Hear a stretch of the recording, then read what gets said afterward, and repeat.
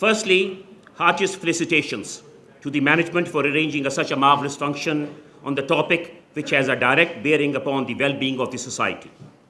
as a whole and for the strengthening of the rule of law in particular. It is a matter of honor for me to address this prestigious gathering. To begin with, Constitution is an act of extraordinary legislation by which the people establish the structure and mechanism of their government and in which they prescribe fundamental rights and rules to regulate the motion of the several parts. According to Thomas Paine, Constitution is the act of the people in their original character of sovereignty.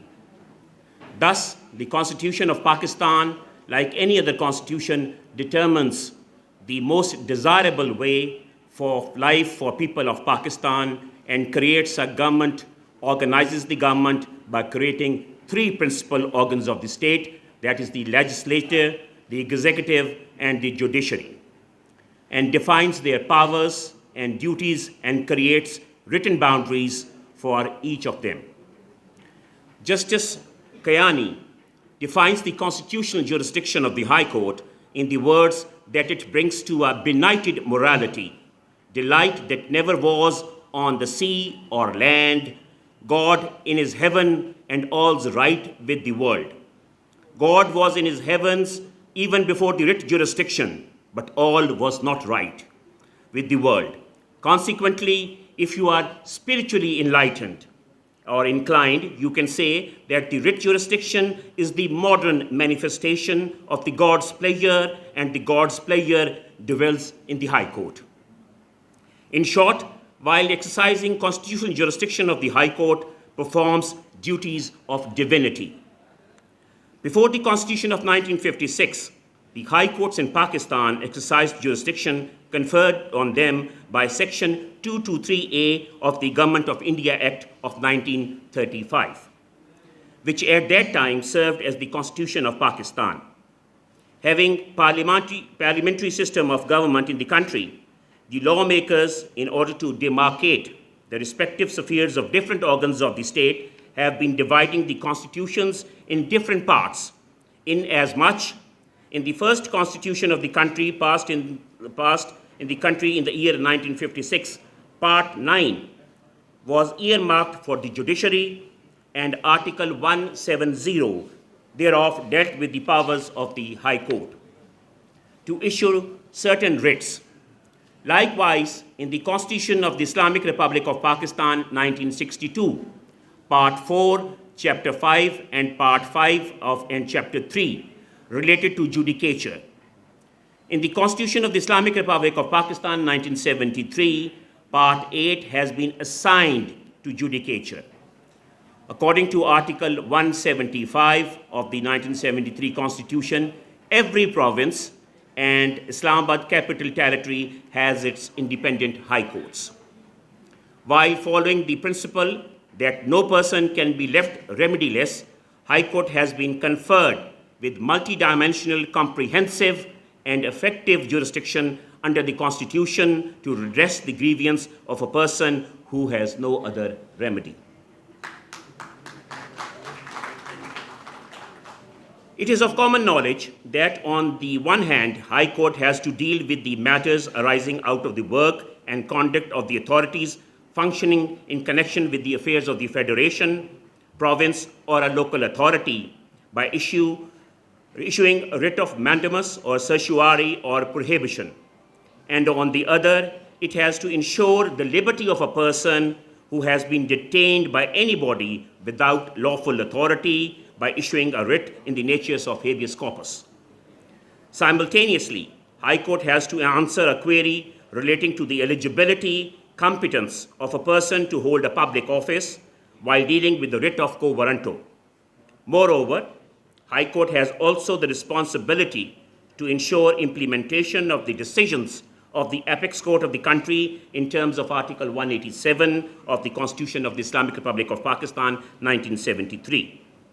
The most pivotal task to be performed by the High Court is to ensure the enforcement of the fundamental rights embodied in Part 2, Chapter 1 of the Constitution of the Islamic Republic of Pakistan, 1973. Violation of fundamental right is the most frequently used ground for invalidating a state action, legislative or executive. Whether a fundamental right has been violated depends upon the scope of that right to be spelled out of the language of that particular article in Chapter 1 of Part 2 of the Constitution and its application to the facts of the case before the court. In addition to the judicial functions, a High Court has been saddled with the responsibility to supervise the district judiciary on the judicial and administrative side. Judicial superintendence is carried out by way of entertaining and hearing appeals and revisions against the decisions of the court subordinate to High Court, whereas in its administrative and supervisory jurisdiction, the High Court monitors and ensures the smooth and effective functioning of the courts subordinate to it. Further, the High Court has to undertake the process of recruitment, promotion, and posting of the judicial officers for the courts subordinate to it, in addition to taking the departmental proceedings against a judicial officer to its logical end. Moreover, it has to frame rules for the standardized procedure and process for effective functioning of the subordinate courts. One should be mindful that the above narrated powers of the High Court are not unfettered, rather are subject to law. While dealing with the multiple proceedings, firstly, the High Court has to consider that any matter brought before it is covered under the relevant law or not. Secondly, it has to affirm as to whether the aggrieved person has any other efficacious and alternate remedy or not, as the constitutional jurisdiction is only attracted when no other remedy is available. Since the High Court has to strike a balance qua the rights of the public at large and duties of the state functionaries, it is supposed to be more careful and cautious while dealing with the matters brought before it. Unnecessary interference of the High Court in the policies enunciated by the executive for their smooth working would amount to usurp the powers of the said organs of the state. At the same time, High Court should not feel shy to strike down any act of the legislature or the executive, especially when the same is found ultra vires to any explicit provision of the Constitution. Since the administration of speedy justice plays a pivotal role in the flourishing of a society, the importance of effective superintendence of the subordinate courts by the High Courts becomes inevitable. The role of the High Court towards its subordinate courts is that of an elder in the family. To fulfill the said role, High Court should encourage problem sharing by the judicial officers from the district judiciary and resolution thereof through proper mechanisms, and so that all and sundry are able to use it as a guiding principle in the future. Moreover, High Court should have proper check and balance over the district courts through detailed inspection and surprise visits, and if any of the judicial officer or any staff member from the district judiciary is found involved in activities prejudicial to the good conduct of a government servant, they should be taken to task to set an example for the others. Availing this marvelous opportunity, I will share with you that the effective exercise of the constitutional jurisdiction by the High Court apart, role of the members of the bar is very important. During my days at the bench, I have noted that the advocates, especially the beginners and the young lawyers, are not aware of the points to be argued on the preliminary dates of hearing of a constitutional petition. For example, when they are confronted with the question of jurisdiction, as my learned brother had pointed out, regarding laches and estoppel, they are found themselves in a lurk. Though law has developed to the effect that when other alternative and efficacious remedy is available, the constitutional petition before a High Court is not maintainable. And as this High Court under Article 199 is a creature of the Constitution, and we are bound by the dictum laid down by the apex court of the country via Article 189.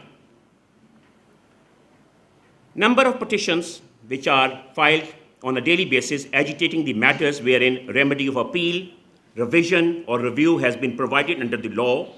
Likewise, the apex court of the country in Etazaz Essence case, that is PLD 1989 Supreme Court 61, and the Signal Free Corridor case, that is 2015 SCMR 1739, has highlighted the grounds on the basis whereof constitutional petitions in the shape of public interest litigation can be filed before a high court, but in number of cases it has been seen that the advocates opt to file such a petition on behalf of a client